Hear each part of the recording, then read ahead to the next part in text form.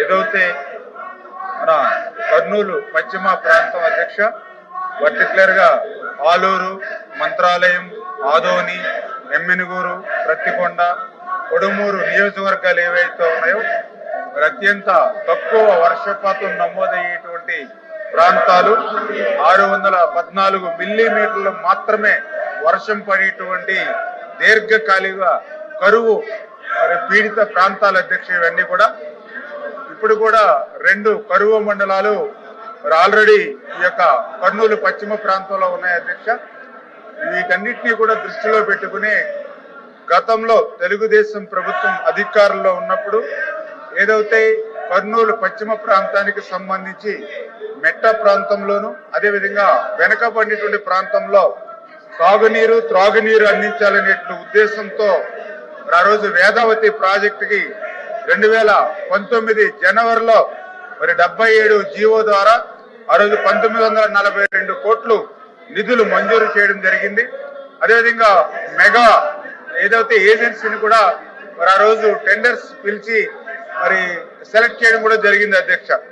మరి దురదృష్టం ఏంటంటే తర్వాత వచ్చినటువంటి వైఎస్ఆర్సీపీ ప్రభుత్వం 5 సంవత్సరాల్లో మరి ఏదైతే ఈ యొక్క ప్రాజెక్టుకి సంబంధించి మరి ఒక్క రూపాయి పనులు కూడా ముందుకు సాగనటువంటి పరిస్థితి ఉంది అధ్యక్ష. అందులో కూడా పర్టికులర్ గా ఏదైతే వేదవతికి సంబంధించి మరి 2 రిజర్వాయర్, ఒకటి ఏదైతే అలారి రిజర్వాయర్ 2 టీఎంసీలు ఏదైతే సామర్థ్యం ఉందో అదేవిధంగా రెండోది మొలకపల్లి రిజర్వాయర్. మరి ఈ 2 రిజర్వాయర్లు కూడా ఈ 5 సంవత్సరాల్లో మరి ఎక్కడ కూడా 1 రూపాయి పని కానిటువంటి పరిస్థితి అధ్యక్ష. ఏదైతే 2019, 2024 నాటి వైఎస్ఆర్సీపీ ప్రభుత్వంలో దీనికి సంబంధించి కేవలం 7% మాత్రమే పనులైనటువంటి పరిస్థితి అధ్యక్ష.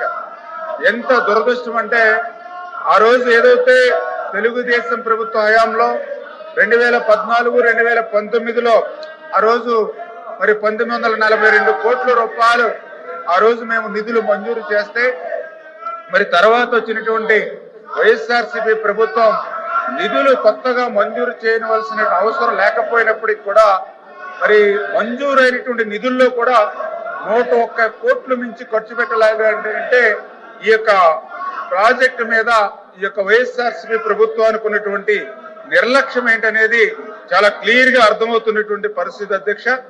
అందులో కూడా పర్టికులర్ గా ఏదైతే ఈ యొక్క ప్రాజెక్టుకి సంబంధించి ఏదైతే భూసేకరణ దగ్గర 4819 ఎకరాలు భూసేకరణ చేయవలసి ఉన్నటువంటి పరిస్థితుల్లో గత ప్రభుత్వం ఎంత సిగ్గుచేటంటే కేవలం 9 ఎకరాలు మాత్రమే భూసేకరణ చేయగలిగింది అని అంటే ఎక్కడ 4819 ఎకరాలు, ఎక్కడ 9 ఎకరాలు అంటే కనీసం సేకరణ చేసినటువంటి భూములకి ఆ సిఎఫ్ఎంఎస్ ద్వారా బిల్లులు ఇవ్వలేనటువంటి పరిస్థితి. అదేవిధంగా బడ్జెట్ లో ఎల్ఓసి లేక సిఎఫ్ఎంఎస్ లో అప్లోడ్ చేయలేనటువంటి పరిస్థితుల్లోనే భూసేకరణ కూడా గత ప్రభుత్వంలో నిలిచిపోయినటువంటి పరిస్థితి దుస్థితి అధ్యక్ష.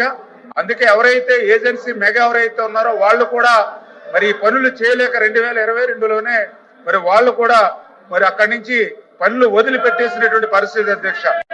అందుచేత ఈ ప్రభుత్వం ఏదైతే అత్యంత వెనకబడినటువంటి యొక్క కర్నూలు పశ్చిమ ప్రాంతానికి న్యాయం చేయాలనేటువంటి ఆలోచనతో ఏదైతే యొక్క 4819 ఎకరాలు భూసేకరణ ఏదైతే ఉందో దానికి ఒక 384 కోట్ల రూపాయలు, అదేవిధంగా ఏదైతే civil works 2 reservoirs, 3 pressure main, ఒక గ్రావిటీ కెనాల్, 3 పంప్ హౌసెస్ అంటే టోటల్ గా 1456 కోట్లు అంటే 1840 కోట్ల రూపాయలు ప్రజెంట్ దీనికి ఖర్చు అయ్యేటువంటి పరిస్థితిని ఈ ప్రభుత్వం గుర్తించడం జరిగింది అధ్యక్ష.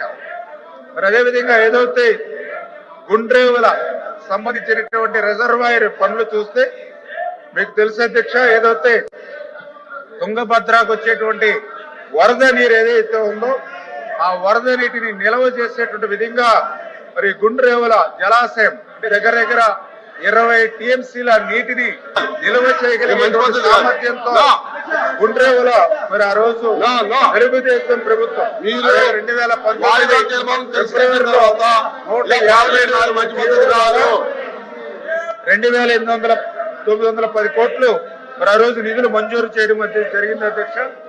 ఏదైతే గుండ్రేవుల రిజర్వాయర్ ఏదైతే ఉందో ఇది మంచి పద్ధతి కాదు.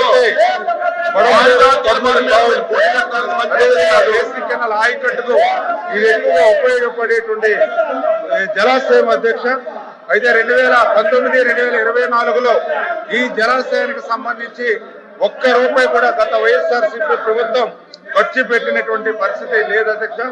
అందుకే ఈ రోజు మళ్ళీ ఈ ప్రభుత్వం ఏదైతే ఈ యొక్క భూసేకరణ ఏదైతే ఉందో 23,000 ఎకరాలు భూసేకరణ చేయవలసినటువంటి పరిస్థితి ఉంది.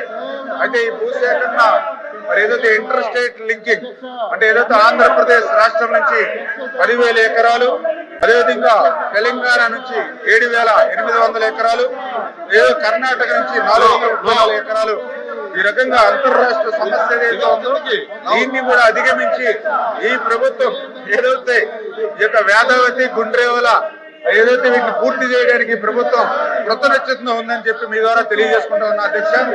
ఏదైతే దయ ఉంచి ఈ యొక్క క్వశ్చన్ అవర్ అంటే చాలా ఇంపార్టెంట్ అవర్ అధ్యక్ష. ప్రజల సమస్యల్ని ప్రతిబింబించేటువంటి అవరు. దయ ఉంచి సభను ఆర్డర్లో పెట్టాలి అధ్యక్ష. ఎందుకంటే ఈ రోజు ఏదైతే వైఎస్ఆర్సీపీ సభ్యులు నిజంగా చాలా సిగ్గు చేయటటువంటి విషయం. ఎందుకంటే ఏదో సోషల్ మీడియా గురించి ఏదైతే వాళ్ళు మాట్లాడుతూ ఉన్నారో, ఎవరైతే వర్రా రవీంద్ర రెడ్డి గురించి వాళ్ళు మాట్లాడుతూ ఉన్నారో, ఆ వర్రా రవీంద్ర రెడ్డి సాక్షాత్తు జగన్మోహన్ రెడ్డి తల్లిని, జగన్మోహన్ రెడ్డి చెల్లిని విననేటువంటి భాషలో, చదవలేనటువంటి భాషలో వాళ్ళు మరి పోస్టులు పెడితే అటువంటి వాళ్ళకి ఒత్తాసు పలుకుతూ ఉన్నారని అంటే మరి జగన్మోహన్ రెడ్డి ఎలా సమాధానం చెప్పాలి? సొంత తల్లి మీద, సొంత చెల్లి మీద పోస్టులు పెట్టినటువంటి వ్యక్తిని వెనకేసుకొస్తూ ఉన్నారని అంటే జగన్మోహన్ రెడ్డి ఏ స్థాయిలో జగదారిపోయాడు ఈ రోజు అంతా కూడా అర్థమవుతున్నటువంటి పరిస్థితి అధ్యక్ష.